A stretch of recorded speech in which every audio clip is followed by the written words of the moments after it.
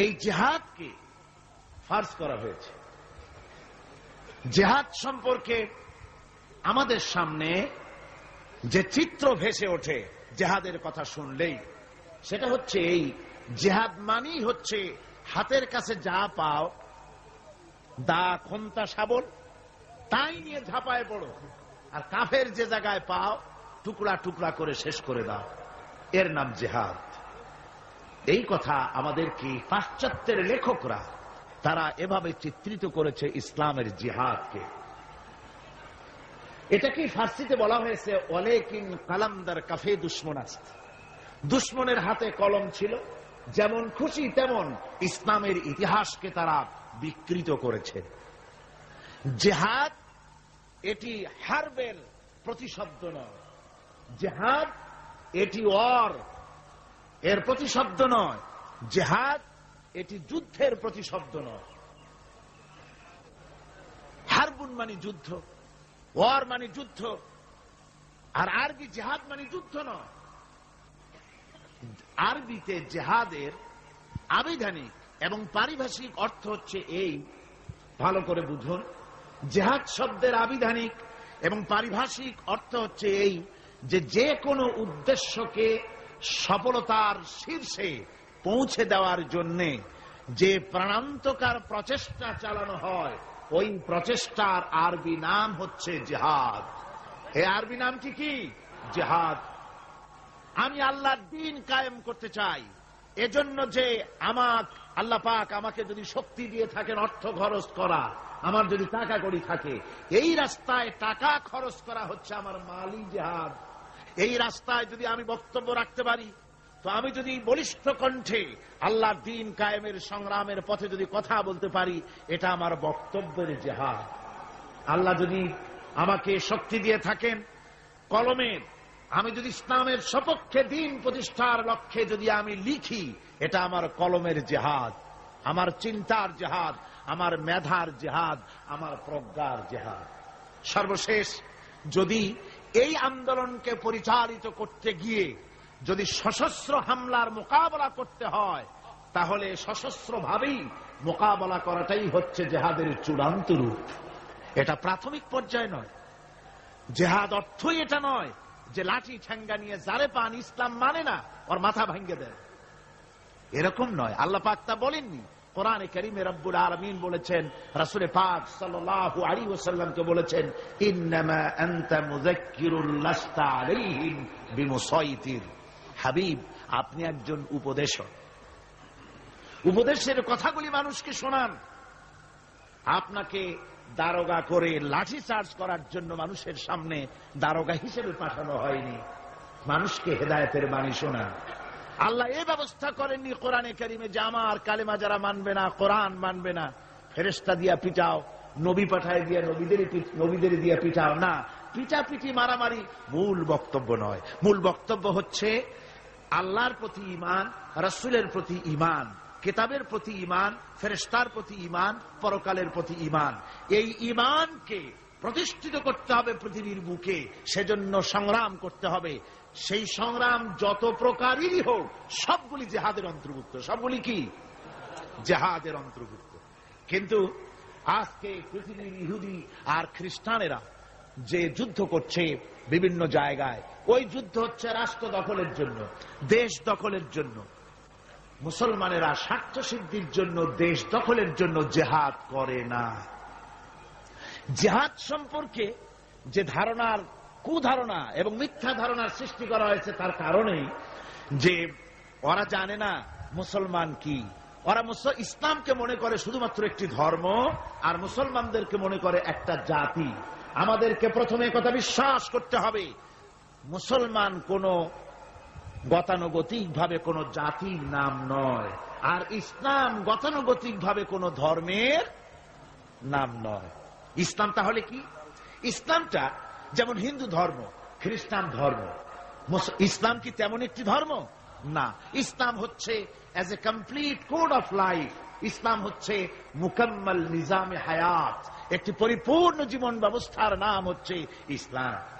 আর মুসলমান গতানুগতিক ভাবে কোন জাতির নাম নয়, যেমন হিন্দু, খ্রিস্টান, বৌদ্ধ, ইহুদি, নাসারা, মজুসি যেমন জাতির নাম, মুসলমান তেমন গতানুগতিক ভাবে কোন জাতির নাম নয়।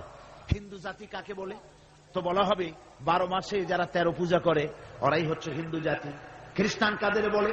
যারা রবিবার দিন গির্জায় যায় তাদেরকে বলা হয় খ্রিস্টান জাতি। তো ইহুদি কারে বলে? যারা প্রতি শনিবার ইয়াউমুস সাbt যারা গিয়ে তাদের সিনাগোতে গিয়ে হাজির হয় তাদেরকে ইহুদি বলা হয়। এখন আপনি মুসলমানের ব্যাখ্যা কিভাবে করতে পারবেন যে মুসলমান কাকে বলে? জবাব হবে যারা শুক্রবার দিন মসজিদ যায়, নামাজ পড়ে, রোজা রাখে ওরাই মুসলমান। জবাব ঠিক হলো না? জবাব ঠিক হলো না। ইসলাম হচ্ছে একটি বিপ্লবী মতবাদ, একটি পূর্ণাঙ্গ জীবন ব্যবস্থা। আর এই জীবন ব্যবস্থাকে যারা দুনিয়ার বুকে প্রতিষ্ঠিত করতে চায় সেই রেভলিউশনারি পার্টির নাম হচ্ছে ইসলাম, মুসলমান। সেই দলের নাম কি? মুসলমান। এই মুসলমানেরা পৃথিবীর বুকে তারা যুদ্ধ করে না স্বার্থ হাসিলের জন্য, দেশ দখল করার জন্য তারা যুদ্ধ করে না। তাদের স্ট্রাগল, তাদের সংগ্রাম হচ্ছে আল্লাহর বিধান জমিনের উপরে প্রতিষ্ঠা করা। এই জন্য রাসূল পাক বলেছেন জিহাদ হচ্ছে সর্বোত্তম ইবাদত। সর্বোত্তম ইবাদত কি? রাসূল করিম সাল্লাল্লাহু আলাইহি ওয়াসাল্লাম বলেছেন, আন আবী যার রাদিয়াল্লাহু তাআলা আনহু قال قلت يا رسول الله اي العمل افضل قال ايمان بالله। আমি জিজ্ঞেস করলাম রাসূলকে, হযরতে আবু যার রাদিয়াল্লাহু তাআলা আনহু বলছেন আমি রাসূলকে জিজ্ঞেস করলাম, হে আল্লাহর রাসূল সবচেয়ে উৎকৃষ্ট আমল কোনটি? হুজুর বললেন আল্লাহর প্রতি ঈমান, আর তারপরে হচ্ছে ওয়াল জিহাদু ফি সাবিলিল্লাহ, রাওয়াহু মুত্তাফাকুন আলাইহি। হুজুর সাল্লাল্লাহু আলাইহি ওয়াসাল্লাম বলছেন আল্লাহর প্রতি ঈমানের পরে আল্লাহর রাস্তায় জিহাদ করা হচ্ছে সর্বোত্তম ইবাদত। এই জিহাদের উদ্দেশ্য হবে মানব সমাজে আল্লাহর আইন প্রতিষ্ঠিত করা। যেহেতু আল্লাহর আইন প্রতিষ্ঠিত না হওয়া পর্যন্ত সমাজের মধ্যে অন্যায়, অসত্য চলতে থাকে, মানুষের উপর জুলম চলতে থাকে। এই জন্য জিহাদ হবে, যত জায়গায় জিহাদের কথা আছে জিহাদ ফি সাবিলিল্লাহ বলা হয়েছে। জিহাদ কার পথে? আল্লাহর পথে। আল্লাহ রাব্বুল আলামিন কোরআনে কারীমের মধ্যে বলেছেন আল্লাযীনা আমানু ইউকাতিলুনা ফি সাবিলিল্লাহ। যারা নাকি ঈমানদার, যারা মুমিন, তারা সংগ্রাম করে, তারা লড়াই করে আমি আল্লাহর পথে, আমার দিন প্রতিষ্ঠার জন্যই তারা লড়াই করে। এরা হলো মুমিনের এটাই পরিচয়, আমার বিধানকে প্রতিষ্ঠা করার জন্য তারা সংগ্রাম করে। ওয়াল্লাযীনা কাফারু ইউকাতিলুনা ফি সাবিলিত তাগুত। আর যারা নাকি কাফের, যারা মহাসত্যকে অস্বীকার করেছে, কেবলমাত্র ওরাই তাগুতের মতবাদকে প্রতিষ্ঠিত করার জন্য তারা সংগ্রাম চালায়। তাহলে মুমিন সংগ্রাম করে কার পথে? আল্লাহর পথে। আর কাফের সংগ্রাম করে কার পথে? তাগুতের পথে। তাগুত কাকে বলা হয়? তাগুত বলা হয় সেই শক্তিকে যে শক্তি শুধু নিজেই আল্লাহর আইন অমান্য করে বসে থাকে না, বরং অন্যদেরকেও আল্লাহর আইন অমান্য করতে বাধ্য করে। তাকে আরবিতে কি বলা হয়? তাগুত বলা হয়। এই জন্য নদীর মধ্যে পানি যখন প্রবাহিত হয়, নদীর দুইটা কুল আছে। কয়টা কুল? এই দুই কুলের সীমারেখা ঠিক রেখে পানি যদি প্রবাহিত হয় তখন বলা হয় যে পানি নদীর আইন কানুন মেনে চলছে। কিন্তু যখন দুকুল ছেপে পানি প্লাবিত হয়ে জনপদকে ডুবিয়ে দেয় তখন আরবিতে বলা হয় তগাল বাহার, অর্থাৎ সমুদ্রের মধ্যে, দরিয়ার ভিতরে সীমা লঙ্ঘনকারী শক্তির সৃষ্টি হয়েছে। দেখুন হযরত মূসা আলাইহিস সালামকে আল্লাহ রাব্বুল আলামিন তাকে বলছেন ইযহাব ইলা ফিরআউনা ইন্নাহু তাগাব। ফিরআউন সরকাশ হয়েছে, সীমা লঙ্ঘন করেছে, ওর বিরুদ্ধে, ওর কাছে তুমি চলে যাও, ওকে তুমি দ্বীনের দাওয়াত ওর সামনে গিয়ে পেশ করো। তো এভাবে করে দ্বীনের দাওয়াত দেওয়ার জন্য তাগুতরা চিরকাল বাধা দিয়েছে, আর মুমিন ব্যক্তিরা আল্লাহর দ্বীনকে প্রতিষ্ঠার জন্য সংগ্রাম করেছে। তাই জিহাদ এজন্য নয় যে খোদাদ্রোহীকে উৎখাত করে সেখানে নিজেরা গদি দখল করে বসে নিজেদের মন গড়া আইন ও কানুন চালাবো, এজন্য কিন্তু এই যুদ্ধ নয়, এই জেহাদ নয়। এই জেহাদকে এই জন্যই সর্বোত্তম ইবাদত করা হয়েছে, যেহেতু এই জেহাদ করে মানুষের উপর থেকে মানুষের প্রভুত্ব খতম করার জন্যই এই জেহাদ হবে। ইসলামের সর্বশ্রেষ্ঠ বিপ্লবী আহ্বান, এই কোরআনের মধ্যে যে বিপ্লবী আহ্বান জানানো হয়েছে, সে বিপ্লবী আহ্বান মুসলমানদের জন্য শুধু নয়, গোটা বিশ্ববাসীর জন্য। জেহাদটা কি জন্য শুনুন। কোরআনে কারিমে রব্বুল আলামিন যে আহ্বান জানিয়েছেন তামাম পৃথিবীর মানুষদেরকে, সে আহ্বান হচ্ছে ইয়া আইয়ুহান নাসু উবুদু রাব্বাকুমুল্লাযী খালাকাকুম ওয়াল্লাযীনা মিন ক্বাবলিকুম লাআল্লাকুম তাত্তাকুন। হে মানব সকল, আনুগত্য করো, উবুদু রাব্বাকুম আয় আতিউ রাব্বাকুম, গোলামি করো, আনুগত্য করো, দাসত্ব করো তোমার রবের, সেই রবের যিনি তোমাদেরকে সৃষ্টি করেছেন, সেই রবের আনুগত্য করো জীবনের সকল ক্ষেত্রে। এটাই কোরআনে কারীমের বিপ্লবী দাওয়াত গোটা পৃথিবীর মানুষের সামনে। আমার গোলামি করো, যেহেতু সৃষ্টি করেছি আমি। কে সৃষ্টি করেছেন মানুষকে? জোরে সোরে চিৎকার দিয়ে বলুন, কে সৃষ্টি করেছেন? আল্লাহ রাব্বুল আলামিন। এই জন্য মানুষের স্বস্তি, মানুষের স্বাধীনতা, মানুষের শান্তি, মানুষের নিরাপত্তা, মানুষের খেয়ে পরে সুখে শান্তিতে বসবাস করার গ্যারান্টি হচ্ছে আল্লাহর গোলামির ভিতরে। আল্লাহর গোলামি যারাই করবে তারাই শান্তি লাভ করবে। কোরআনে কারীমে রব্বুল আলামিন এ কথাটি এভাবে বলেছেন, আফা গায়রা দীনিল্লাহি ইয়াবগুন وله أسلم من في السماوات والأرض طوعا وكرها। আমার দেওয়া জীবন ব্যবস্থাকে ছেড়ে দিয়ে তোমরা কি অন্য কোন মতবাদ খোঁজো নাকি? ওয়ালাহু আসলামা মান ফিস সামাওয়াতি ওয়াল আরদ, অথচ আকাশে যা কিছু আছে, জমিনে যা কিছু আছে, সব আমার আইন মানে, তাই সব শান্তিতে আছে। জোরে বলেন সুবহানাল্লাহ। তাওআও ওয়া কারহা, ইচ্ছায় হোক অনিচ্ছায় হোক, আকাশ জমিন অন্তরিক্ষ পাহাড়ের মধ্যে দরিয়ার মধ্যে যেখানে যা কিছু আছে সব আইন মানে কার? আর সেজন্যই শান্তি। এই শান্তি প্রতিষ্ঠার জন্য পৃথিবীর মানুষ বহুত চেষ্টা করেছে, কিন্তু শান্তি অর্জন করতে পারে নাই। পেরেছে? পারে নাই। আমাদের দেশের রেডিও এবং টেলিভিশনে বিভিন্ন ধর্মগ্রন্থ পড়া হয়, তারপরে বলে বিশ্বের সকল সৃষ্টির মঙ্গল হোক, ওং শান্তি ওং শান্তি। আমি বলেছি, এইভাবে কেউ যদি ওং ওং করতে করতে যদি একেবারে রক্তবমিও করে, তবুও শান্তি প্রতিষ্ঠা হতে পারে না। শান্তি প্রতিষ্ঠার জন্য এই পৃথিবীর বুকে মানুষের চেষ্টার কম নাই। মানুষ এই পৃথিবীতে শান্তি প্রতিষ্ঠার জন্য লিগ অব নেশনস তৈরি করেছে, ইউনাইটেড নেশনস অর্গানাইজেশন তৈরি করেছে। পৃথিবীর মানুষ সেন্টো, সিয়াটো, ওয়ার্স, সার্ক কত কিছু তৈরি করলো। আপনারা বলেন শান্তিকে প্রতিষ্ঠা করতে পেরেছে? জোরে জবাব দিন, শান্তি প্রতিষ্ঠা করতে পেরেছে? পারে নাই। প্রথম বিশ্বযুদ্ধ হয়ে গেল। এই বিশ্বযুদ্ধের পর নিদারুণ ভাবে মানুষ ক্ষতিগ্রস্ত হলো, পৃথিবীর মানুষ। আর যাতে যুদ্ধ বিগ্রহ না হয় সেজন্য 1920 সনে লিগ অব নেশনস তৈরি হলো। পৃথিবীতে আর যুদ্ধ যাতে না হয় সেই আকাঙ্ক্ষা নিয়ে এটা তৈরি করা হলো। কিন্তু লিগ অব নেশনস কিছুই করতে পারল না। 1939 সনে শুরু হয়ে গেল সেকেন্ড গ্রেট ওয়ার, দ্বিতীয় বিশ্বযুদ্ধ। এই বিশ্বযুদ্ধ চলল 1939 থেকে 1945 সন পর্যন্ত, অর্থাৎ সুদীর্ঘ 6টি বছর পর্যন্ত দ্বিতীয় বিশ্বযুদ্ধ চলল। এই যুদ্ধে পৃথিবীর বিরাট ক্ষতি হয়ে গেল, অসংখ্য মানুষ মরল, কত কোটি কোটি মানুষ ক্ষতিগ্রস্ত হলো, বাড়িঘর ধ্বংস হলো, মানুষের নগর সভ্যতা জনপদ বিধ্বস্ত হয়ে গেল।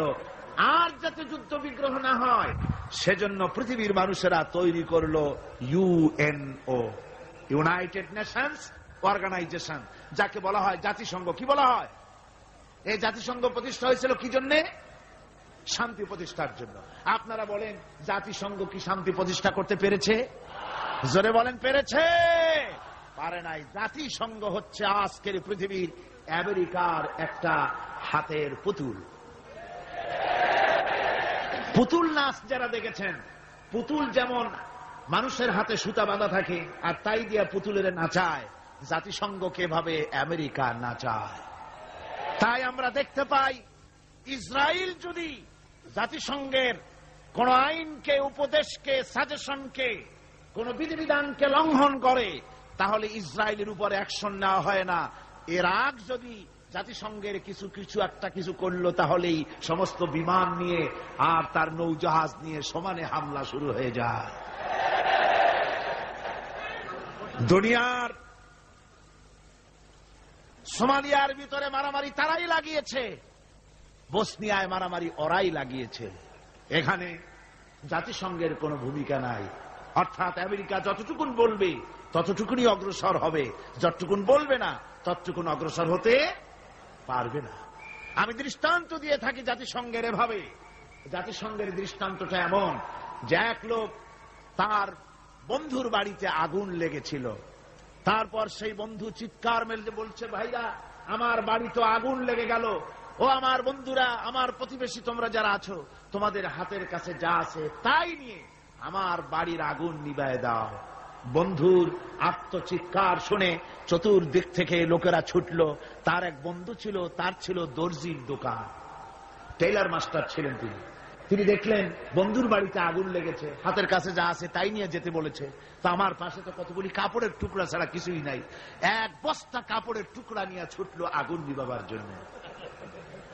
আরেকজনের ছিল রাইস মিল, তার ছিল অনেক তুষ তার মিলে, 2 বস্তা তুষ নিয়ে ছুটলো আগুন নিভাতে। আরেকজনের ছিল পেট্রোল পাম্প, 2 পেট্রোল নিয়ে তিনি ছুটলেন। আরেকজনের ছিল শুকনা কাঠের দোকান, 1 ট্রাক শুকনা কাঠ নিয়ে ছুটলেন। আপনারা বলেন বন্ধুরা, এই সব আগুন নিভাবার উপকরণ যা নিয়ে এসছে, এগুলি যদি বন্ধুর বাড়ির আগুনের মধ্যে ঢালে, যাও 2-1খানা খুঁটি তার বাঁচত, তাও কি বাঁচবে? সব শেষ। আজকে জাতিসংঘের অবস্থা তাই হয়েছে। জাতিসংঘ যেখানে, জাতিসংঘের বিল্ডিংটি এখানে, এর কাছেই আমি প্রোগ্রাম করেছি। আমাকে যখন জাতিসংঘের হলগুলি ঘুরিয়ে ঘুরিয়ে দেখানো হচ্ছিল, আমি প্রশ্ন করেছিলাম ডেমনস্ট্রেটর যে ছিল তাকে জিজ্ঞেস করেছি এই জায়গাটা কি ছিল, ইতিহাসটা আমাকে শোনা। ওরা বলল এই জায়গাটা ছিল কসাইখানা। এইখানে নিউ ইয়র্ক শহরে শুকর, গরু ইত্যাদি জবাহ করা হতো, আর এখান থেকে গোশত, মাংস ডিস্ট্রিবিউট করা হতো। শহরের লোকেরা, খুচরা খরিদ্দার এখান থেকে কিনে নিয়ে যেত। পরবর্তী সময় এটা লোকেরা খরিদ করে নিয়ে এর উপরে জাতিসংঘের এই বিশাল অফিস তৈরি করেছে। এত বড় অফিস, এরকম করে তাকাতে গেলে মাথার টুপি পড়ে যাবে, এত উঁচা অফিস। সেখানে হাজারো, অনেকগুলি, অন্তত 22টা ভাষায় বক্তৃতা ইন্টারপ্রেটার হয়। এক অফিসের কথা আর এক অফিস থেকে তারা শুনতে পারে, দেখতে পারে, একের ভাষা আর একে বুঝতে পারে, কিন্তু বসনিয়ার মানুষের ক্রন্দন ধ্বনির ভাষা তারা বুঝতে পারে না। তারা সব কিছু করতে পারে, বুঝতে পারে, কিন্তু সোমালিয়ার মানুষের হাড্ডিসার এই মানুষগুলির দৃশ্য তাদের চোখে পড়ে না। আমেরিকা শেষ সময় সোমালিয়ার মানুষকে কিছু সাহায্য পাঠিয়েছে। আমরা বলেছি সোমালিয়ার মানুষকে সাহায্য পাঠাইয়া বসনিয়ার পাপ গোপন করতে পারবে না, এ শাস্তি তোমাকে ভোগ করতেই হবে। সুতরাং জাতিসংঘের অফিস নির্মিত হলো, বিশাল ইমারত তৈরি হলো। তারা ডাক দিল, দুনিয়ায় আগুন লেগেছে, অশান্তি নিভাবার জন্য যার কাছে যা আছে তাই নিয়ে ছুটে আসো। আর আশা বলল আমার কাছে আছে সমাজতন্ত্র। সে সমাজতন্ত্র ঢেলে দিল ওর মধ্যে। ভারত বলল আমার কাছে আছে সেকুলারিজম, এনে ঢেলে দিল ওর মধ্যে। আমেরিকা বলল আমার কাছে আছে ক্যাপিটালিজম, দিল পুঁজিবাদ ওর মধ্যে ঢাইলা। পৃথিবীর এই জ্বলন্ত অশান্তির আগুনের মধ্যে প্রত্যেকেই তাদের ম্যানমেড নিজস্ব মস্তিষ্ক প্রসূত মতবাদগুলি ঢেলে দিয়ে পৃথিবীর অশান্তির আগুনকে শত সহস্র গুণে বর্ধিত করে গোটা দুনিয়াকে জ্বালিয়ে পুড়িয়ে শেষ করে দেয়। আজকে যদি মুসলমানদের শান্তি পেতে হয় তাহলে খ্রিস্টান আর ইহুদিদের জাতিসংঘের মুখে লাথি মেরে মুসলমানদের জাতিসংঘ করতে হবে। বিশ্ব শান্তি প্রতিষ্ঠার জন্য আল্লাহ রাব্বুল আলামিন স্থায়ী পরিকল্পনা দান করেছেন। রব্বুল আলামিন বলেছেন, তাআলাউ ইলা কালিমাতিন সাওয়াইন বাইনানা ওয়া বাইনাকুম আল্লা না'বুদা ইল্লাল্লাহ। আল্লাহ পাক বলছেন, ও আমার হাবিব আপনি বলুন, ও আহলে কিতাবের লোকেরা, ও খ্রিস্টান জগৎ, ও পৃথিবীর মানুষেরা, তাআলাউ ইলা কালিমাতিন সাওয়াইন বাইনানা ওয়া বাইনাকুম, এমন একটা কথার দিকে তোমরা ঐক্যবদ্ধ হও যেটা তোমাদের জন্য আর আমাদের জন্য সমভাবে প্রযোজ্য। তা হচ্ছে আল্লাহ না'বুদা ইল্লাল্লাহ, আল্লাহ ছাড়া কারো গোলামি করব না। আমেরিকার গোলামি নয়, রাশিয়ার গোলামি নয়, ফ্রান্স এবং ব্রিটেনের গোলামি নয়, ভারতের গোলামি নয়, গোলামি হবে আল্লাহ সুবহানাহু ওয়া তাআলা। এরই মধ্যে শান্তি নিহিত। শান্তি কোথায় নিহিত? আল্লাহর গোলামির মধ্যেই, এরই মধ্যেই শান্তি নিহিত। ওয়ালা নুশরিকা বিহি শাইআ, আর আল্লাহর শক্তির সাথে কোন জিনিসকে আমরা অংশী স্থাপন করব না, আর পরস্পরকে আমরা প্রভু বলে মেনে নেব না আল্লাহ ছাড়া। এটাই হলো শান্তির পরিকল্পনা। তিনটা আল্লাহ তিনটা পরিকল্পনা দিলেন। কয়টা দিলেন? একই পরিকল্পনা তিনটে দিক। এক, আল্লাহর গোলামি, আল্লাহ ছাড়া কারো গোলামি করা যাবে না, আল্লাহর সাথে কাউকে অংশী স্থাপন করা যাবে না। ওয়ালা ইয়াত্তাখিযা বা'দুনা বা'দান আরবাবাম মিন দুনিল্লাহ, আর আল্লাহ ছাড়া কাউকে প্রভু বলে মানা যাবে না। আল্লাহ ছাড়া কাউকে সুপার পাওয়ার বলে আমরা মানি না। সুপার পাওয়ার আকাশে জমিনে একজনই আছেন, তার নাম কি?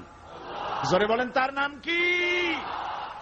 ওই আল্লাহ রাব্বুল আলামিন বলেছেন, ইনিল হুকমু ইল্লা লিল্লাহ,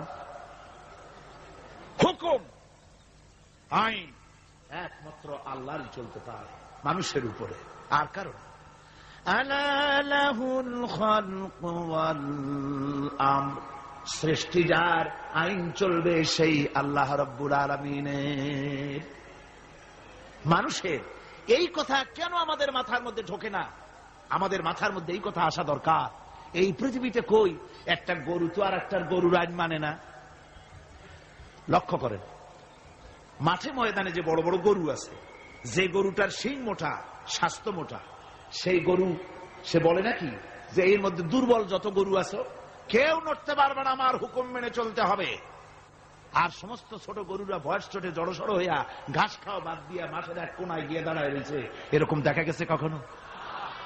একটা গরু আর একটা গরুর আইন মানে না, একটা গাধার একটা গাধার আইন মানে না, একটা ব্যাঙ ছোট্ট প্রাণী, সেই ব্যাঙ আর একটা ব্যাঙের আইন মানে না। ভাদ্র মাসে শ্রাবণ মাসে যখন বৃষ্টি পড়ে তখন বড় ব্যাঙটা সে বলে না যে ছোট ব্যাঙেরা একটা টু শব্দ করতে পারবি না, যত গ্যাং ওর গ্যাং আমিই করব। আর সব ব্যাঙেরা বয়স চড়ে চুপ হয়ে গেছে, এরকম হয়েছে কখনো? মুসলমান ভাইয়েরা, একটা গাধা একটা গাধার আইন মানে না, একটা কুত্তার আইন মানে না, একটা ব্যাঙের আইন মানি না। তুমি মানুষ হয়ে আর একটা মানুষের তৈরি করা আইনের সামনে কি করে মাথা নত করো? এটা শিরকুন আযীম।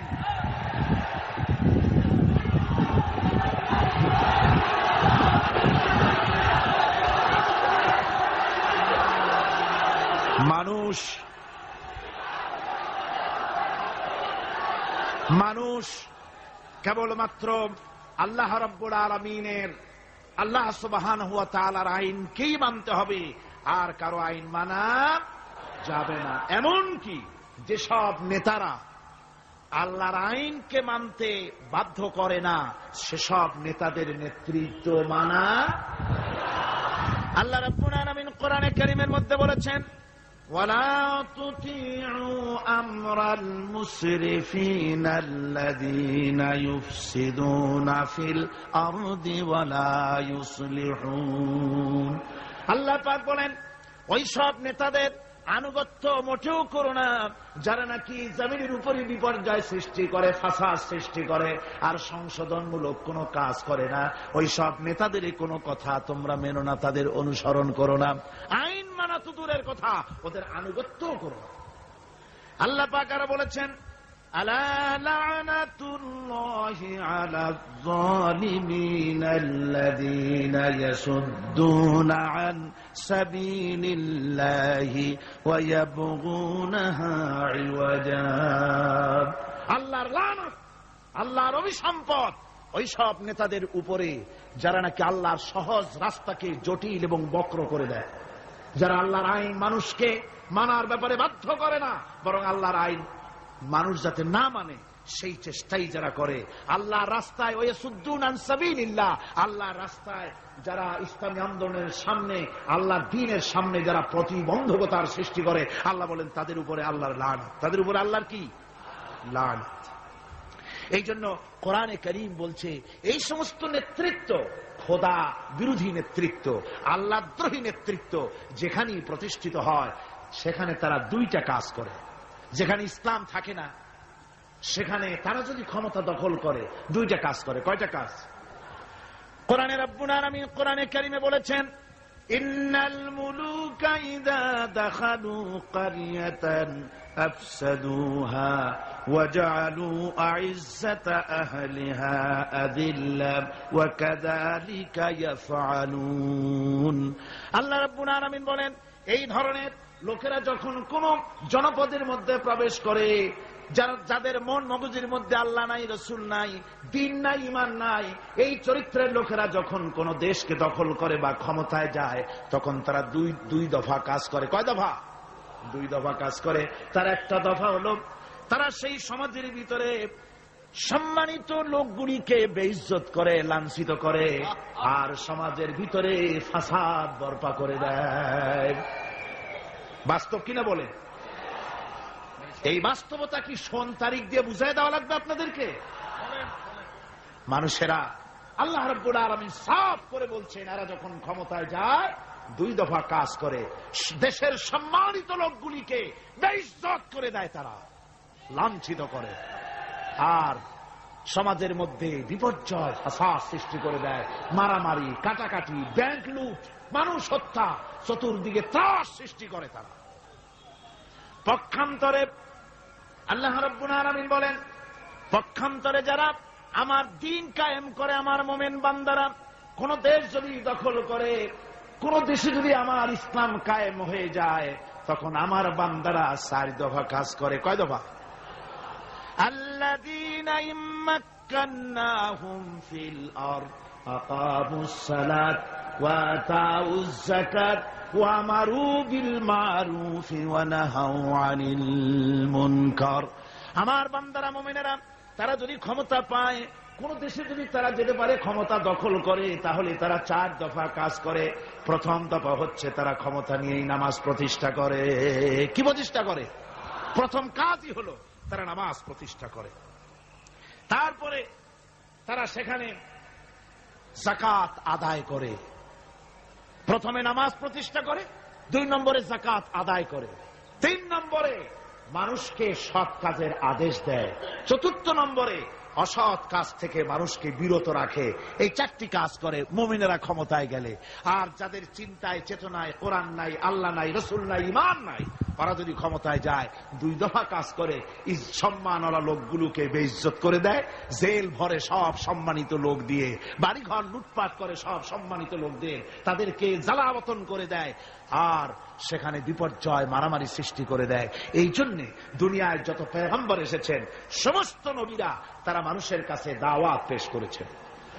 আল্লাহ রাব্বুল আলামিন বলেন, নবীরা দাওয়াত দিয়েছেন, ইয়া কাওমি ইবুদুল্লাহা মা লাকুম মিন ইলাহিন গায়রু।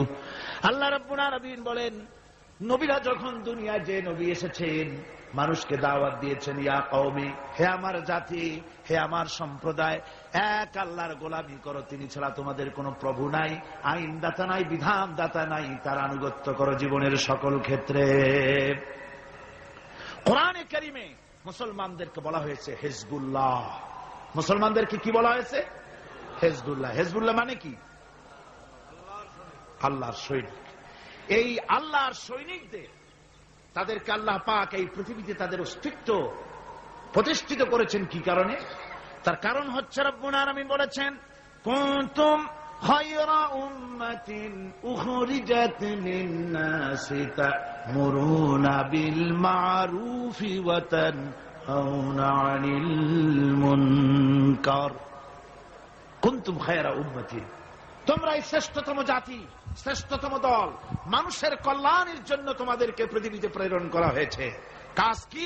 তা'মুরুনা বিল মা'রুফ, মানুষকে ভালো কাজের জন্য উৎসাহিত করো, ভালো কাজের আদেশ দাও। ওয়া তানহাউনা আনিল মুনকার, আর সমস্ত খারাপ কাজ থেকে মানুষকে ফিরায় রাখো। সুতরাং এই পৃথিবী থেকে জুলম, শোষণ, অশান্তি, বিপর্যয়, দুঃখ, তারপরে যুদ্ধ, বিগ্রহ, সবকিছুর বিরুদ্ধে মুসলমানদেরকে ঐক্যবদ্ধভাবে লড়াইয়ের ময়দানে আসতে হবে।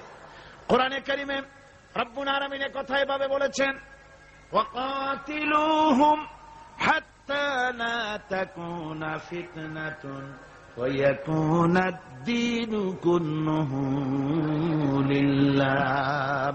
আল্লাহ রব্বুল আলামিন বলেন, সংগ্রাম করো, লড়াই করো ততক্ষণ পর্যন্ত যতক্ষণ না আমার দ্বীন প্রতিষ্ঠিত হয়ে যায়, আর মানুষের তৈরি করা মতবাদের শেষ শিকড়টুকুনো যতক্ষণ মূলোৎপাটিত না হয়, ততক্ষণ পর্যন্ত আমার দ্বীন প্রতিষ্ঠার জন্য লড়াই করো।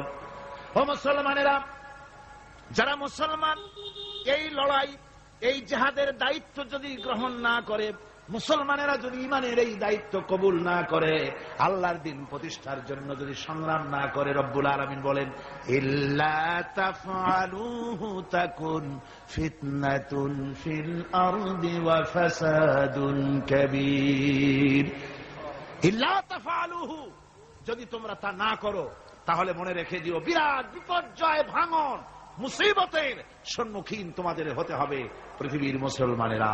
আজ আমরা এই দায়িত্ব পালন করছি না বলে আমাদের সামনে এই বিরাট মুসিবত এসেছে বিশ্ব জুড়ে, ঠিক কিনা কর? আমার এতক্ষণের আলোচনার দ্বারা একথা আমার মনে হয় আপনারা বুঝতে পেরেছেন যে অনৈসলামিক শাসন ব্যবস্থার মূলোৎপাটন করে সেখানে ইসলামী রাষ্ট্র প্রতিষ্ঠা করাটাই হলো মুসলমানদের সবচেয়ে বড় দায়িত্ব। আর এটাই হলো জিহাদের মূল উদ্দেশ্য। কথা বুঝতে পেরেছে? জিহাদের উদ্দেশ্য কোন দেশ দখল করে সেখানকার প্রেসিডেন্ট আমরা হব, সেখানের মাল সম্পদ লুটপাট করে নেব, এটা জিহাদের উদ্দেশ্য নয়। জিহাদের উদ্দেশ্যই হলো মানুষের তৈরি করা মতবাদ উৎখাত করে আল্লাহর দ্বীন প্রতিষ্ঠিত করা, এটাই হলো জিহাদের মূল উদ্দেশ্য। আর এই উদ্দেশ্য নিয়ে পৃথিবীর মানুষ যেখানেই মুসিবতে আছে, যে জায়গায় বিপদে আছে, যে জায়গায় কষ্টে আছে, সেখানেই মুসলমানদেরকে ঝাঁপিয়ে পড়তে হবে। রাসূলুল্লাহ বলেছেন, পৃথিবীর সমস্ত মুসলমানেরা হচ্ছে কাজাসাদিন ওয়াহিদ, একটা বডির মতো। মুসলমান কি? একটা শরীরের মতো। তার পায়ের তলায় কাটা ফুটলে মাথায় খবর হয়, মাথায় কাটা ফুটলে পায়ের তলায় খবর হয়। কিন্তু পায়ের তলায় কাটা ফুটলে যদি মাথায় টেন না পায়, মাথার চুল ধরে টানলে যদি পায়ের টেন না পায়, তাহলে কি হয়েছে লোকটি? জি, প্যারালাইসিস হয়ে গেছে, পক্ষাঘাত হয়ে গেছে। আমার মুসলমান ভাইয়েরা, বসনিয়ার মুসলমানদেরকে মারা হচ্ছে, বসনিয়ার নারীদেরকে ধর্ষণ করা হচ্ছে, কচি কচি মাসুম বেগুনা বাচ্চাদেরকে জবাই করা হচ্ছে। ওই খবর শুনে যদি আমার কলিজা না কান্দে, কাশ্মীরের মুসলমানদের মসজিদের ভেতরে ভারতের কাফির সৈন্যরা গুলি করে পাখির মতো মুসল্লি, নামাজরত মুসল্লি গুলিকে পাখির মতো শিকার করে দিতেছে, দুনিয়া থেকে বিদায় করে দিতেছে। এ খবর শোনার পর মুসলমানদের কলিজায় যদি আগুন না লাগে, তাহলে মনে করতে হবে ইমানে প্যারালাইসিস হয়ে গেছে, ইমানটাই প্যারালাইসিস হয়ে গেছে।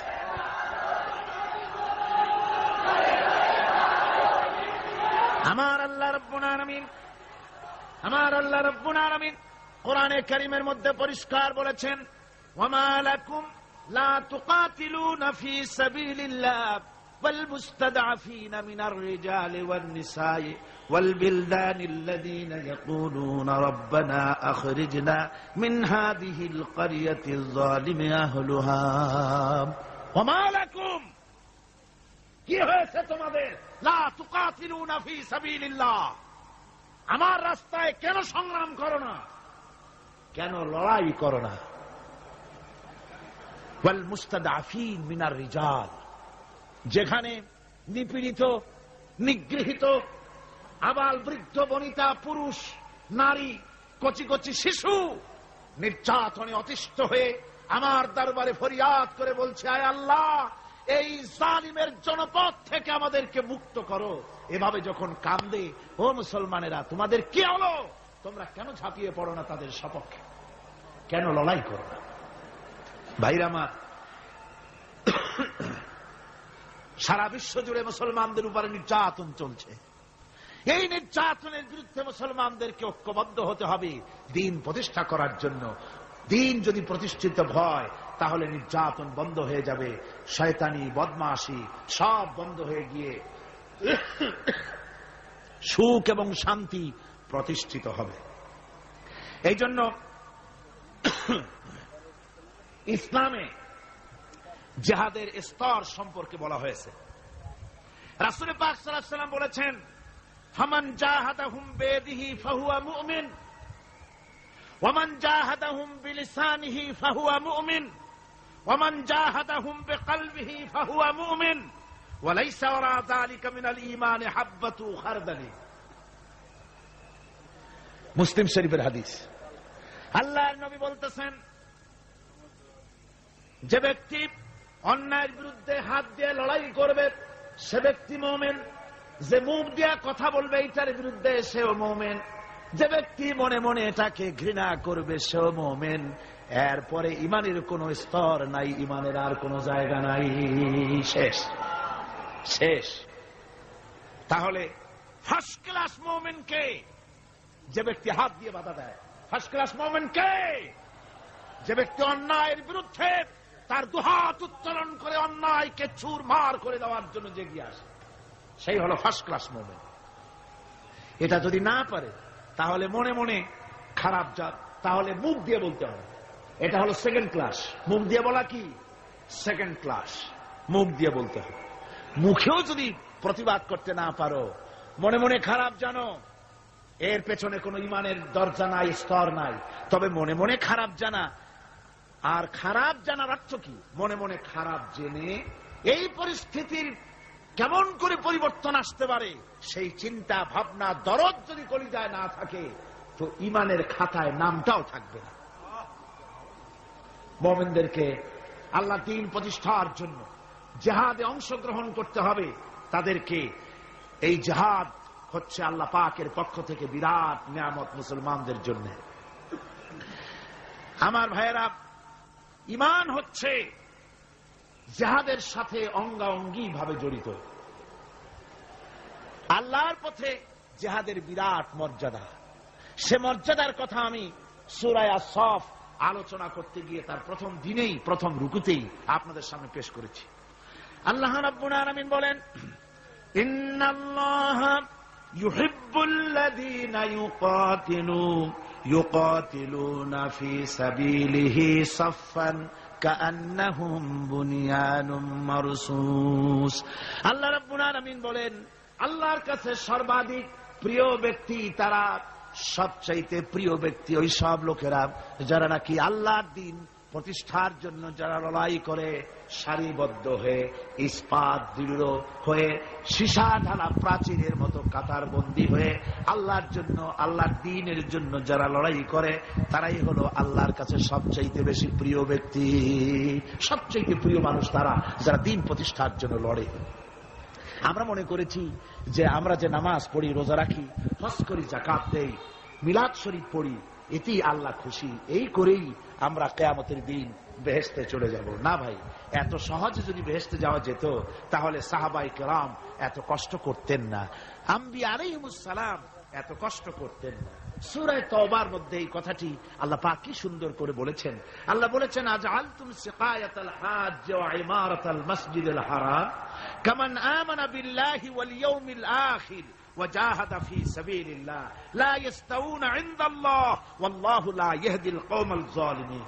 আল্লাহ পাক বলছেন যে তোমরা কি হাজীদেরকে পানি পান করায়া, ওই মক্কার লোকদের তাদের একটা গৌরব ছিল যে আমরা তো হাজীদের পানি পান করাই, মসজিদে হারামের সেবা শুশ্রূষা করি, আমরা মসজিদ ধুই, পরিষ্কার রাখি, এতগুলি যে সব কাজ করি, মুসলমানদের চাইতে আমাদের মর্যাদা আল্লাহর কাছে কোনো অংশ কম নয়। আল্লাহ বলেন না, হাজীদের পানি পান করায়া আর মসজিদে হারামের খেদমত করে তোমরা তাদের সমান হতে পারবে না যারা আমার উপর ঈমান এনেছে, আমার রাসূলের উপর ঈমান এনেছে, পরকালকে বিশ্বাস করেছে এবং আমার উপর ঈমানের ভিত্তিতে তারা আমার দ্বীনকে প্রতিষ্ঠার জন্য যারা লড়াই করেছে, ওদের সমান তোমরা কোনোদিন হতে পারবে না, কখনো পারবে না। এই দ্বীন প্রতিষ্ঠা করার জন্য সাহাবায়ে কেরাম জীবন দিলেন। সেই বেহেশতে আমরা কেমনে যাব কোন তো দেখি? সেই বেহেশতে যাওয়া কি সম্ভব? হ্যাঁ সম্ভব, যদি আমরা ওই পরীক্ষা আমরাও দেই। হযরতে বেলাল রাদিয়াল্লাহু তাআলা আনহু যে পরীক্ষা দিয়েছেন, হযরতে সুমাইয়া যে পরীক্ষা দিয়েছেন, হযরতে খাব্বাব, হযরতে খুবাইব যে পরীক্ষা দিয়েছেন, ওই পরীক্ষা যদি আমরাও দিতে পারি তাহলে হয়তো তাদের কাছাকাছি আল্লাহ আমাদেরকেও থাকার তৌফিক দিবেন জান্নাতের ভেতরে। আপনারা জানেন বেলালের কি অপরাধ ছিল? বেলালের কি অপরাধ ছিল? অপরাধ শুধু কলেমা পড়েছে। এই অপরাধে বেলালকে তারা মেরেছে, তাকে ঘুমাতে দেয় নাই, খাবার দেয় নাই। এরপরেও যখন তিনি কালেমা ছাড়েন নাই, হযরতে বেলালকে উটের পায়ের সঙ্গে রশি দিয়া বেঁধে উটকে তাড়ায় দিয়েছে। উট দৌড়াতেছে, বেলাল দড়ির মাথায় বাঁধা। বেলালের শরীরটা পাথরের সঙ্গে আঘাত লেগে লেগে পিঠের চামড়া ছিঁড়ে যায়, মাথার চামড়া ছিঁড়ে যায়। উট আর দৌড়াতে পারে না। তখন উটের পা থেকে হযরতে বেলালকে খসিয়ে নিয়ে উত্তপ্ত মরুভূমির উপরে বেলালের রক্তাক্ত শরীরটাকে চিৎ করে শুইয়ে দিয়ে কাফের বেঈমানেরা লোহার রড দিয়ে চতুর্দিকে দাঁড়িয়ে তাকে পিটাচ্ছে আর বলছে, বেলাল এখনো মুহাম্মদের সাল্লাল্লাহু আলাইহি সাল্লামের আল্লাহরে ভুলে যা, লাত মানাতের উপরে ঈমান আন। এমন কঠিন সময়ের ভিতরে হযরতে বেলাল একটা আঙ্গুল উঁচু করে বলছেন, আহাদ আহাদ আহাদ লা ইলাহা ইল্লাল্লাহ লা ইলাহা ইল্লাল্লাহ লা ইলাহা ইল্লাল্লাহ। একটু জোরে পড়েন, লা ইলাহা ইল্লাল্লাহ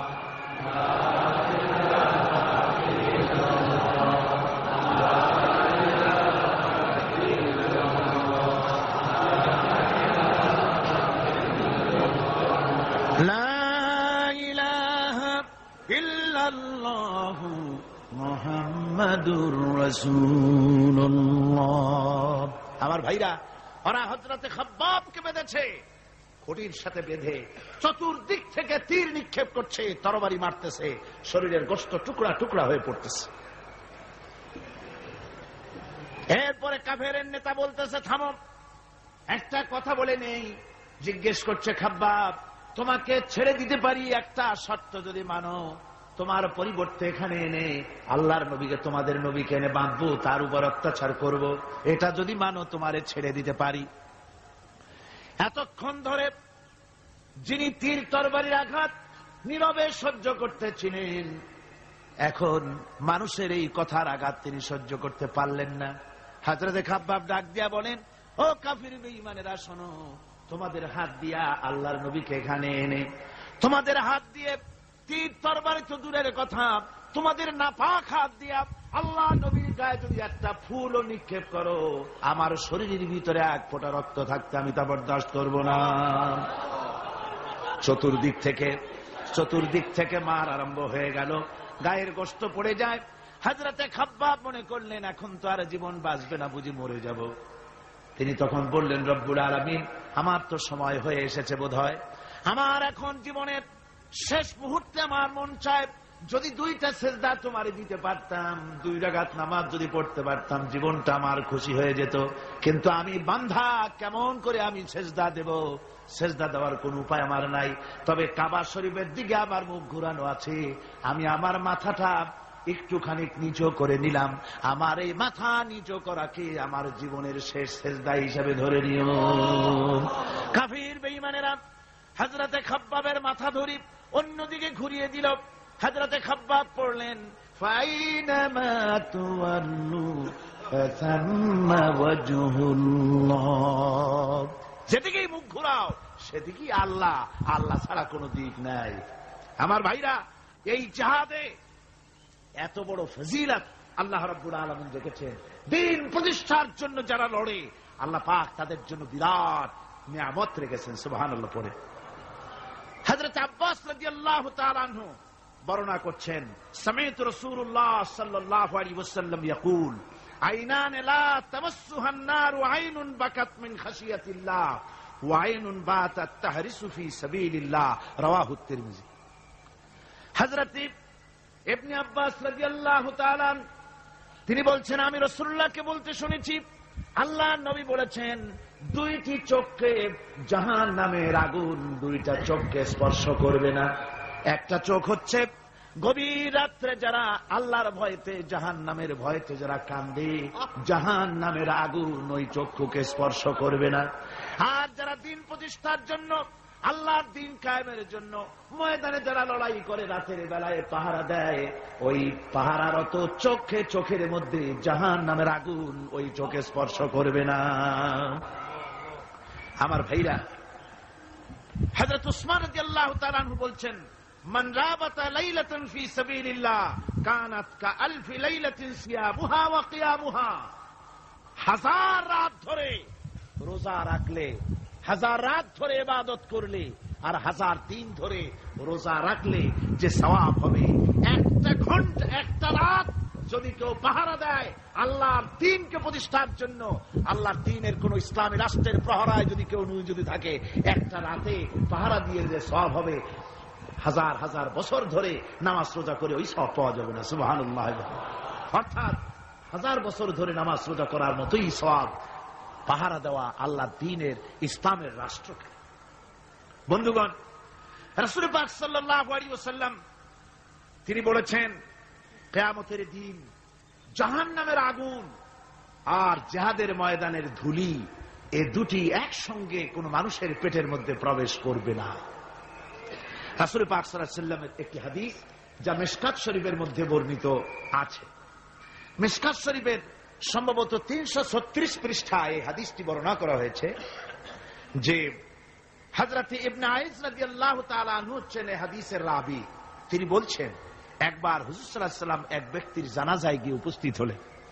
হযরত ওমর রাদিয়াল্লাহু তাআলা আনহু তখন হুজুরকে বললেন, হে রাসূল, আপনি এই লোকটার জানাজা পড়বেন?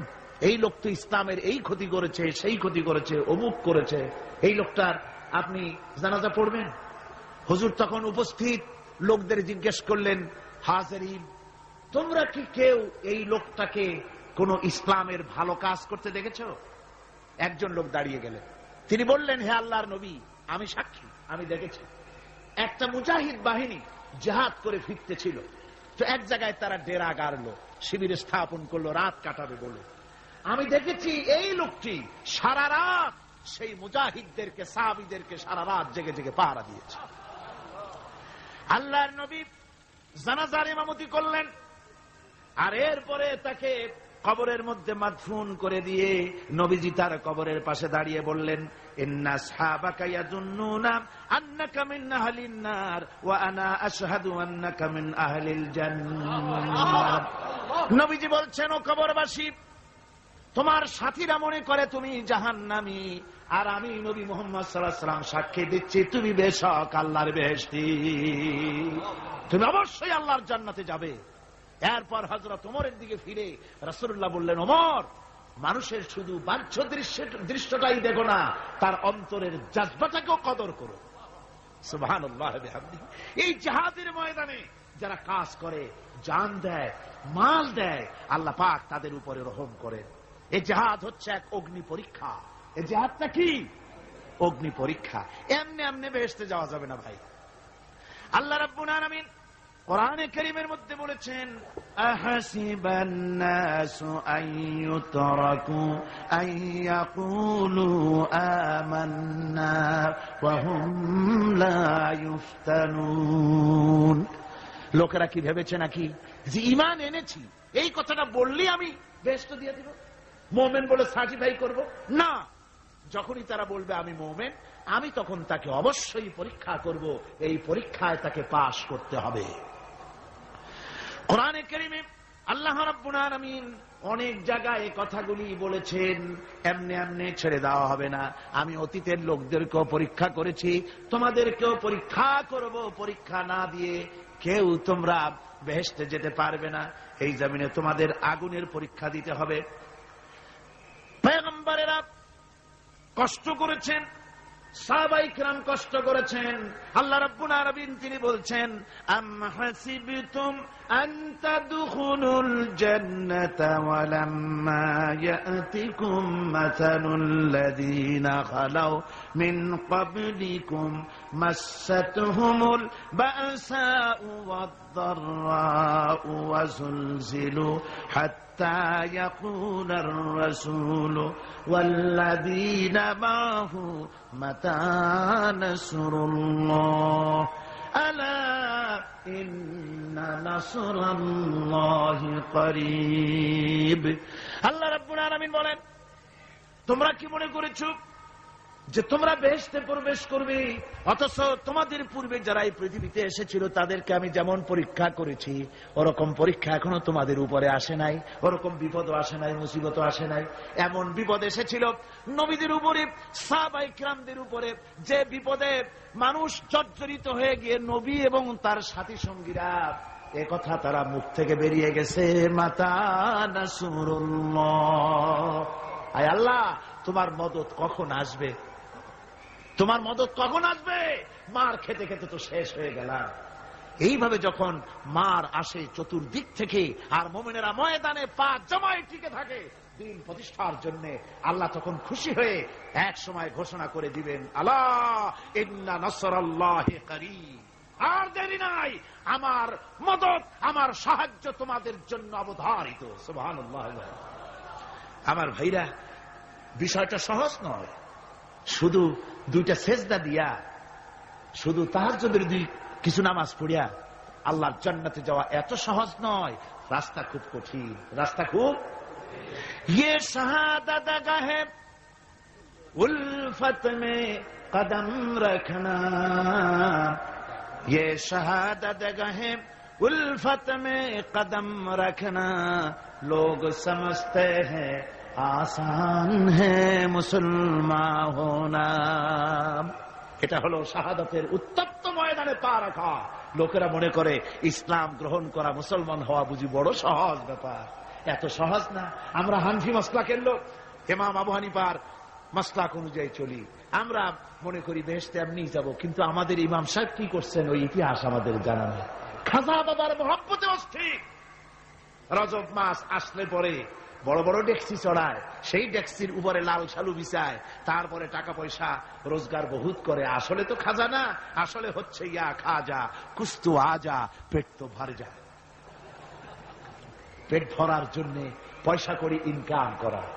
খাজার লা ইলাহা ইল্লাল্লাহ এই চিশতিয়া তরিকার জিকির গ্রহণ করা হয়েছে, কিন্তু চিশতিয়া তরিকা যে আরেকটা আছে, তারাগার পর্বতে পৃথিবীরাজের সঙ্গে লড়াই করা, সেইটার কাছে নেই আমরা, সেটা। ইমাম আবু হানিফা শুধু মাসলাই বলেন নাই, দ্বীন প্রতিষ্ঠার জন্য রক্ত দিয়েছে, ঠিক কিনা? 8টি বছর পর্যন্ত কারারুদ্ধ ছিলেন। তাকে জিজ্ঞেস করা হয়েছে, ইমাম সাহেব জেলের মধ্যে তো আছেন, কষ্ট হয়? ইমাম সাহেব বলেছেন, না কষ্ট হয় না, তবে মাঝে মাঝে একটু কষ্ট হয় মনে। 2-4 মাস পর পর আমার বুড়ি মাকে এনে হাজির করা হয় জেলখানার মধ্যে, আর আমার মায়ের সামনে আমাকে পেটানো হয়, যেন মা মাকে বলে যে এদের সাথে একমত হয়ে যা, সেই জন্য পেটানো হয়। তা আমার মা আমার মায়ের দেখে, আর মায়ের চোখ থেকে পানি পড়তে থাকে। তখন আমার মনে বড় কষ্ট লাগে। তবে আলহামদুলিল্লাহ মা আমার এমন, আমার মার দেখেন আর হজম করেন, আর আমাকে বলেন খবরদার এক চুলো সিদ্ধান্ত থেকে নড়বা না।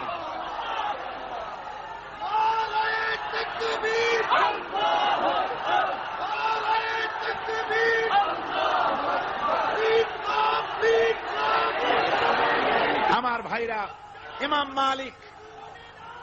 মালিক 28 দিন পর্যন্ত তাকে বাতিলরা বেঁধে রেখেছে, হাত পিঠ মোড়া দিয়ে 28 দিন বাঁধা। এই হাত বাহু থেকে ডিসকানেক্ট হয়ে গিয়েছে, এই বাহুর জোড়া থেকে ডিসকানেক্ট হয়ে গিয়েছিল হাত, 28 দিন পর্যন্ত বাঁধা ছিল। ইমাম আহমদ বিন হাম্বল, ইসলাম বিরোধীরা তাকে পিটাইছে, প্রত্যেকটা চাবুকের সাথে গায়ের গোশত উঠে এসেছে। এজন্য কবি বলতেছি, पैरुबी बू हनीफा की सनद जिंदान है, हम्बली होता है पीठ पर दुर्रे खाने की बात। হানাফি হতে চাও, জেল জরিমানার জন্য প্রস্তুতি নাও। শুধু সবরি কলা খাইয়া বেহেশতে যাওয়া যাবে না, এত সহজ না। আঙ্গুর বেদানা, সবরি কলা আর দুধের স্বরের উপর ইসলাম আসে নাই। ইসলাম এসেছে তপ্ত ময়দানের উপরে, জান দিয়ে রক্ত দিয়ে ইসলাম প্রতিষ্ঠা হয়ে গোটা দুনিয়ার নির্যাতিত নিপীড়িত জনতার মুখে হাসি ফুটিয়েছে ইসলাম।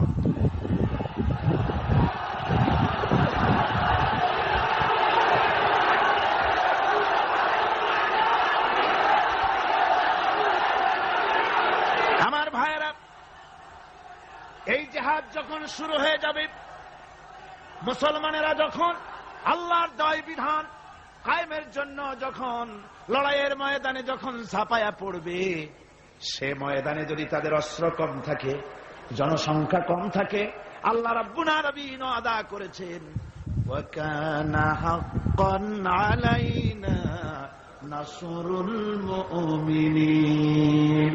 আল্লাহ রাব্বুল আলামিন বলেন, মুমিনরা যখন বিপদে পড়ে যায় তখন মুমিনদের সাহায্য করা আমি আল্লাহর জন্য ওয়াজিব হয়ে যায়। আমি আল্লাহর জন্য ওয়াজিব। আমার মুমিন ময়দানে মার খাবে আমার দিনের জন্য, আর আমি তাকায় থেকে দেখবো না, তা হবে না। প্রাথমিক পর্যায়ে দেখবো যে তোমরা আসলেই দিন প্রতিষ্ঠার জন্য লড়ো কিনা। তোমাদের বিবি বাল বাচ্চা তোমাদের সামনে শেষ হবে, ঘর বাড়ি জ্বলে যাবে, চাকরি যাবে, সব যাবে, তারপরেও আমার দিন প্রতিষ্ঠার জন্য ময়দানে টিকে থাকো কিনা। যদি তা থাকো তাহলে আমার মদদ অবশ্যম্ভব। আর কাফিরদের বিরুদ্ধে বিজয়ের জন্য রব্বুল আলামিন বলেছেন ওয়া কাফাল্লাহুল মুমিনিনাল কিতালা ওয়া কানাল্লাহু কাবিয়্যান আজিজা। কাফেরদের বিরুদ্ধে লড়াইয়ের ময়দানে মুসলমানদেরকে সাহায্য করার জন্য আল্লাহই যথেষ্ট। কে যথেষ্ট? আল্লাহ যথেষ্ট। রব্বুল আলামিন বলেছেন ওয়ালা তাহিনু ওয়ালা তাহজানু ওয়া আনতুমুল আলাউনা ইন কুনতুম মুমিনিন।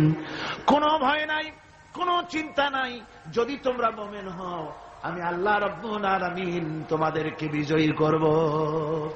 এ ওয়াদা কার? আল্লাহর ওয়াদা কখনো মিথ্যা হয়? আল্লাহ কি মিথ্যা কথা বলেন? নাউযুবিল্লাহ। ওয়ামান আসদাকু মিনাল্লাহি কিলা। আমি আল্লাহর চাইতে সত্যবাদী আর কে হতে পারে? আল্লাহ পাক বলছেন আমি সাহায্য করব তোমাদেরকে, যদি প্রয়োজন হয় তাহলে আমি ফেরেশতা দিয়ে সাহায্য করব। সুবহানাল্লাহ বলো। আল্লাহ রাব্বুল আলামিন সূরা আল-আনফালের ভিতরে ঘোষণা করেছেন, দুনিয়ার মানুষকে তিনি শুনায় দিচ্ছেন নবীজির সঙ্গে সাহায্যের ব্যাপারে যে কথাবার্তাগুলি হয়েছিল। ইয তাস্তাগীসুনা রাব্বাকুম ফাস্তাজাবা লাকুম আন্নী মুমিদ্দুকুম বিআলফিন মিনাল মালাইকাতি মুরদিফিন। স্মরণ করো সেই সময়ের কথা যখন তোমরা আমার কাছে কাকুতি বিনীত করে সাহায্য কামনা করতেছিলে যে আমাদেরকে 1000 ফেরেশতা দিয়ে সাহায্য করা হোক। আল্লাহ পাক বলেন আমি ফেরেশতা দিয়ে তোমাদেরকে ময়দানে সাহায্য করেছি, জিহাদের ময়দানে। সুবহানাল্লাহি বিহামদিহি। আল্লাহ রাব্বুল আলামিন বলেন তোমরা যখন সাহায্য প্রার্থনা করেছিলে আমি সাহায্য তোমাদের দিয়েছি। স্মরণ করো সেই সময়ের কথা যখন তোমাদের নবী তোমাদেরকে বলেছিল, ইয তাকুলু লিল মুমিনিনা আলাই ইয়াকফিয়াকুম আইয়ুমিদ্দাকুম রাব্বুকুম বিসালাসাতিন আলাফিম মিনাল মালাইকাতি মুনজিলিন। আল্লাহ রাব্বুল আলামিন বলেন, আমি এইভাবে করে যখন তোমাদের নবী তোমাদেরকে বলেছিল যে তোমাদের জন্য এটা কি যথেষ্ট নয় যে আল্লাহ পাক তোমাদের জন্য 3000 দিয়ে ফেরেশতা নাজিল করবেন, হ্যাঁ আমি তখন 3000 ফেরেশতা নয় বরং 5000 ফেরেশতা দিয়ে তোমাদেরকে সাহায্য করার ওয়াদা করেছি। 3000 নয়, 5000 চিহ্নযুক্ত ফেরেশতা নাজিল করে দিয়ে তোমাদের সাহায্য করব বলে আমি ওয়াদা করেছি। আজও সেই মদদ আল্লাহর পক্ষ থেকে আমাদের জন্য ওই মদদ আজও আসতে পারে। কবি বলছেন, ফেজায়ে বদরে পয়দা কুন ফিরিস্তে তেরি নুসরত কো উতর সকতে গর্দু সে কতর অন্দর কতর আবি। বদরের মুসলমানদের মতো যদি ঈমান তোমাদের আসে তাহলে আজও আকাশ থেকে কাতারে কাতারে ফেরেশতা আমি আল্লাহ অবতীর্ণ করে দিতে পারি। সুবহানাল্লাহ ওয়া বিহামদিহি। আমার ভাইরা, হযরতে সাদ বিন আবি ওয়াক্কাস রাদিয়াল্লাহু তাআলা আনহু তিনি কাদিসিয়ার যুদ্ধের পর যখন পারস্য দখলের জন্য চললেন, পারস নগর অবরোধ করলেন, সামনে পড়ল নদী। এই নদী পাড়ি দিবেন, সাথে তার হাজার হাজার সৈন্য, এই সৈন্য নিয়ে নদী পাড়ি দিবেন।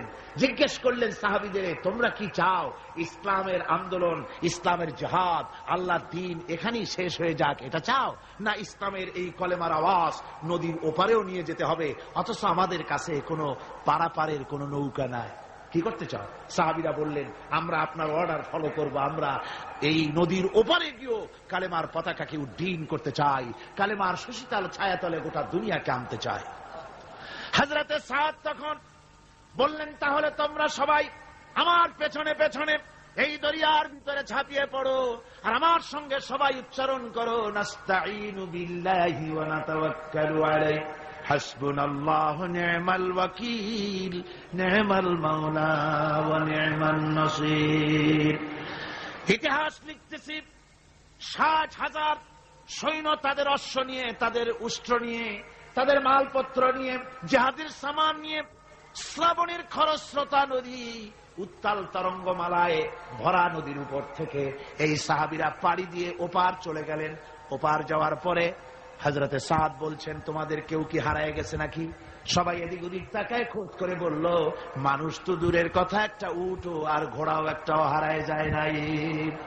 একজন বলল, আমার একটা পেয়ালা, যে পেয়ালা আমি পানি পান করতাম, সেই পেয়ালাটা তুফানে ছিটকে কোথায় চলে গেছে, ওইটা হারায় গেছে। হযরতে সাদ বলেন, মুজাহিদের কোন জিনিস দরিয়া নিতে পারে না, অবশ্যই তা ফেরত আসবে। এই কথা তিনি বলতেছিলেন, হঠাৎ করে দরিয়ার কিনারে একটা আওয়াজ হলো, দেখা গেল তুফানের ভিতরে সেই হারানো বাটিটা তাদের মধ্যে বেরিয়ে এসেছে। আল্লাহু আকবার। মুজাহিদদেরকে সাহায্য করেন স্বয়ং আল্লাহ রাব্বুল আলামিন। আফ্রিকার জঙ্গলের কাছে ভিন্ন ইতিহাস, জঙ্গলের কাছেই মুসলমানদেরকে থাকতে দেওয়া হয়েছিল। মনে করা হয়েছিল জঙ্গলের সমস্ত হিংস্র প্রাণীরা এই মুসলমানদের শেষ করে দেবে, যুদ্ধ করা লাগবে না। হযরতে সাদ সে অবস্থা বুঝতে পারলেন, তিনি একটা মঞ্চ তৈরি করলেন। সেই মঞ্চের উপরে দাঁড়ায় জঙ্গলের প্রাণীদের দিকে লক্ষ্য করে তিনি নোটিশ জারি করে দিলেন, বললেন, ইয়া আইয়াতুহাল হাশারাতু ওয়াস-সিবাউ নাহনু আসহাবু রাসূলুল্লাহ সাল্লাল্লাহু আলাইহি ওয়াসাল্লাম। হে জঙ্গলের হিংস্র প্রাণীরা, আমরা আল্লাহ রাসূলের সাহাবী, ফাইন্না নাজিলুনা ফামান ওয়াজাদনা বাদাহু কাতালনাহু। আমরা রাসূলের সাহাবী, এইখানে আল্লাহর দ্বীনকে কায়েম করার জন্য আমরা এসেছি, আল্লাহর কলেমার আওয়াজ নিয়ে আমরা এখানে রাত কাটাবো। সুতরাং এই জঙ্গলের ভিতরে হিংস্র প্রাণী যত আছো সব আমাদের এই জায়গা ছেড়ে অন্যত্র চলে যাও। আফ্রিকার জঙ্গলি মানুষেরা চিন্তা করলো, মানুষের কথা কি জঙ্গলি প্রাণীতে শোনে নাকি, পাগলে কয় কি? তারা তাকায় তাকায় দেখলো হযরতে সাদের এই ঘোষণার পরে বাঘের কাতারে বাঘ, সিংহের কাতারে সিংহ, সাপের কাতারে সাপ, যার যার ডিম আর বাচ্চাগুলি মুখে কামড়ায়া সাহাবীদের এলাকা ছেড়ে দিয়ে তারা অন্যত্র চলে গেল। আমার মুসলমান ভাইরা, এই ছিল মুসলমানদের ইতিহাস। দিন প্রতিষ্ঠা করার কাজে মুসলমান এগোলে আল্লাহই মদত করেন। কে মদত করে?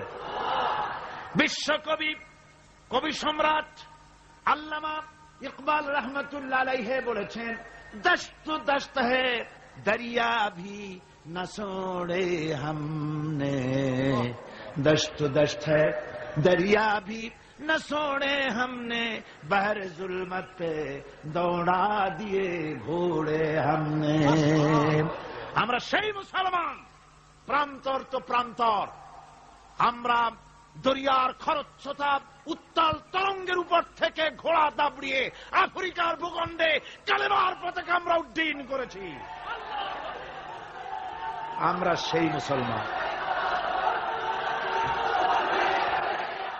যে আমরা আল্লাহর দ্বীন প্রতিষ্ঠার জন্য এই জিহাদের কথা যে আল্লাহ বলছেন, এই জিহাদের জন্য আমরা জান মাল সব কিছুকে উৎসর্গ করতে চাই। আল্লাহ যেন কবুল করেন। সবাই বলেন আমিন। আল্লাহুম্মা আমিন। ربنا ظلمنا أنفسنا وإن لم تغفر لنا وترحمنا لنكونن من الخاسرين ربنا ظلمنا أنفسنا وإن لم تغفر لنا وترحمنا لنكونن من الخاسرين رب العالمين আমরা যারা হাত তুলেছি এর মধ্য থেকে মা বাপ যাদের দুনিয়া থেকে জরুবের মতো বিদায় হয়ে গেল, আল্লাহ রব্বুল আলামিন আমাদের আব্বা আর আম্মা দুনিয়া থেকে যাদের জনমের মতো বিদায় হয়ে গেছে, কবরটাকে জান্নাতের টুকরা বানাইয়া দাও রব্বুল আলামিন। আমাদের মা বাপের কবরের মধ্যে বেহেশতের বাগান বানাইয়া দাও। রব্বিরহামহুমা কামা রব্বায়ানি সগীরা, রব্বিরহামহুমা কামা রব্বায়ানি সগীরা। সবাই পড়েন রব্বিরহামহুমা কামা রব্বায়ানি সগীরা। আয় আল্লাহ, জনম দুঃখিনী মা, মায়ের কথা কি ভোলা যায়? একটা অক্ষর মা, আর সারা দুনিয়ার মধু ওই মাকে কেন্দ্র করে জড়াই আছে। আমাদের ওই মা যারা দুনিয়া থেকে বিদায় হয়ে গেছে, আল্লাহ কবরে বেহেশত বানাও। আল্লাহ আমাদের